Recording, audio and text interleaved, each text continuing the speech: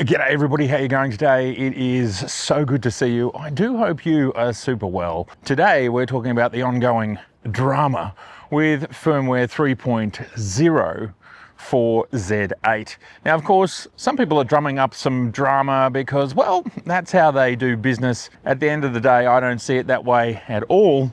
And I've got good, hard, solid data for you that already things are changing and it won't be long before it's all as it should be. And where I want to start with is this. So Megadap have already released firmware for their ETZ Adapter Pro. Now the ETZ Adapter Pro allows you, just in case you didn't know, to mount E-mount lenses. This is the Sony 135 1.8 on the Z8 using the adapter. And later in this video, I'll show you how well it works with the recording of the monitor here. I think it was within 3 or 4 days that Megadap had their firmware update out for this adapter. I have 6 E-mount lenses and I have tested 4 of those 6 lenses so far, and they are all working really, really well. And I have to say that the 135 seems to be working extraordinarily fast. I would say similar to how it works on the A7 IV. That's the most modern camera that I have at this point in time from the E-mount system. Now, just as a side note, I will be bringing the 135 Viltrox, Sony and Plena video, and hopefully I can get hold of the Canon 135 1.8 as well. And we will be doing a comparison of all of those together. It's going to be absolutely epic. Megadap have been able to get this firmware out very quickly. I do think the process of the ETZ adapter is probably more simple than, say, what Tamron has to do, which is create firmware for multiple lenses. I don't know exactly how many we're up to. I think it might be something like 6 or 7 or 8, somewhere in that vicinity of native Z-mount Tamron lenses at this point in time. My guess is if you're going to do a fix, you'll do a fix for all of them at once. You've got to write the fix, you've got to install the fix, and you have to test the fix, and it might be multiple. So it's just about multiples. Whereas I expect that the protocol of talking between E-mount lenses and the Z body, it's the same language, it's the same protocol. And thus, you only have to do that once, whereas with each lens, my guess is maybe you have to do it with each lens, focal length, and so on. Not 100% sure on that. Megadap have gotten this out very, very quickly. I don't think it'll be long before Tamron gets their firmware out. Another part of this story is Viltrox lenses. I have tested a number of lenses. Some work, some don't. For example, the 135 Lab 1.8 does. I have a pre-production copy, trying to still update the firmware to the latest version, which I haven't been successful at, so I will reach out to Viltrox about that to try and get it up to the latest version, because currently my version won't work with the Focus Limiter, but somebody in my comments has said yes, it does work. The Viltrox 135/18 Lab does work on their Z8 with the Focus Limiter. So that's absolutely great news. And Unwritten Scripts was completely correct. I forgot that the Viltrox had its own physical limiter switch on it. That is something that's pretty rare these days. I flicked it over to full. Not only do I have full autofocus as I always have, but the new Focus Limiter software feature does completely work with this more recent Viltrox. What this says to me is that Viltrox is going to have no problem getting all of their lenses up to date. Megadap has already got their ETZ adapter up to date. And well, Tamron, they've just got to work through whatever they've got to work through, but this is not going to be a problem moving forwards, because already a large number of third-party peripherals, lens-based peripherals, are already working fine, and we're just days in to this new firmware being in the wild. That's all of the news around the Z8 firmware 3.0. and some of the minor glitches that people are experiencing.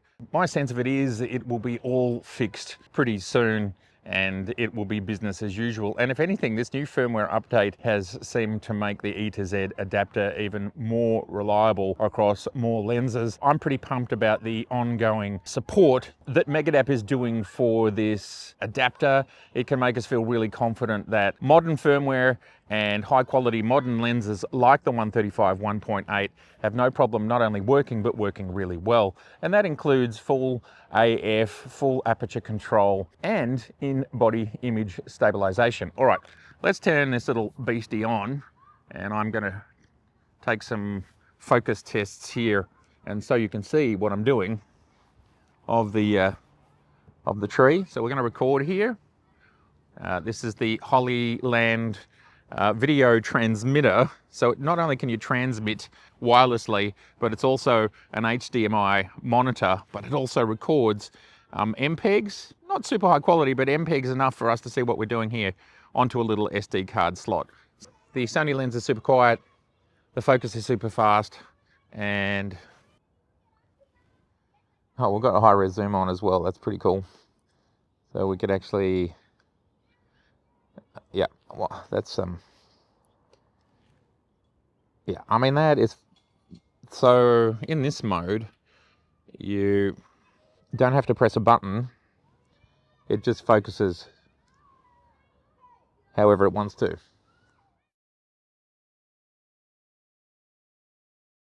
Very impressive. And there's stabilization for you.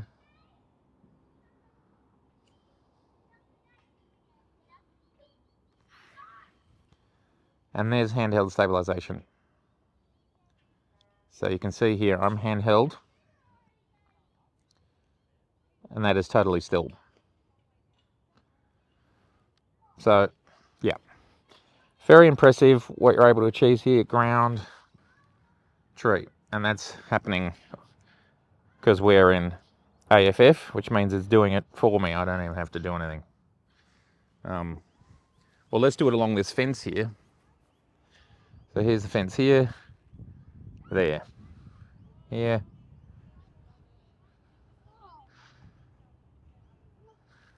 The other thing I wanted to talk about was there seems to be rumors that the A7V is coming soon. This is via registrations that are happening in other countries, and the current estimate is that it will arrive somewhere between July, October, November. So we're talking still 3 to 4 months, maybe almost the end of the year, or very soon, one or the other.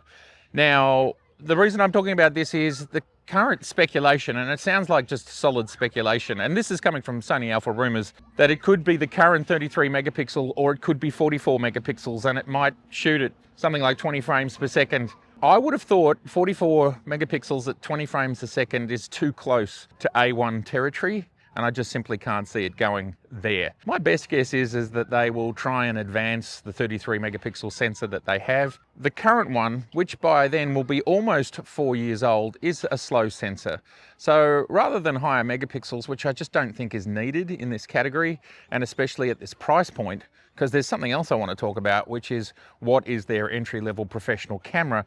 If they push it to 44 megapixels, and there is conversation that it'll be up around 3,000 USD. So sure, it doesn't have the price of the A1, and it won't ultimately have the speed, and it probably won't shoot 8K, but for a lot of people, they simply won't consider the A1 at all because this is so close from a photographic perspective. I don't see the 44.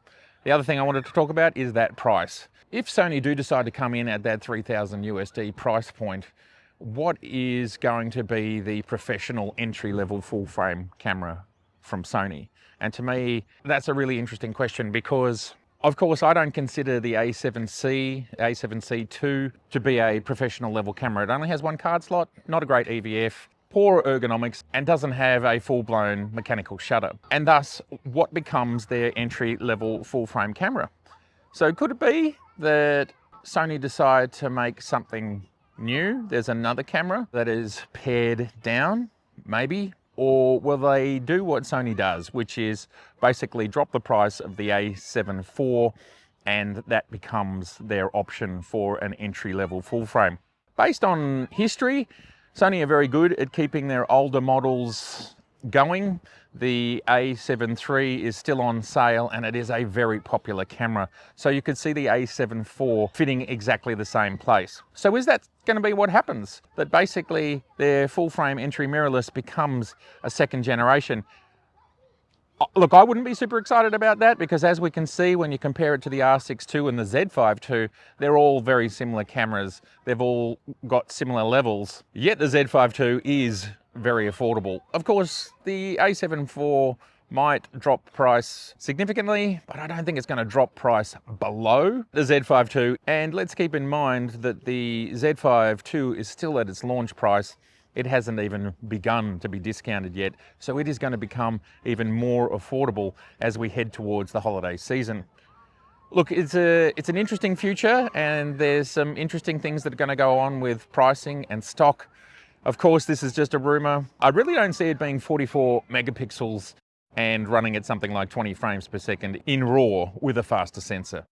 All right, everybody, well, I'd love to know your thoughts about all of this in the comments below. It has been so good to see you, and if this is your first time here, I'd love to see you again, so please do subscribe, please share, and please like. All right, bye for now. Megadap, Sony, Z8, working the dream. And just a very quick look at shooting some stills, finding focus on the Megadap ETZ Pro with the 135 1.8. We're jumping to the far distant, to the mid-ground and to the foreground, and it is lightning fast.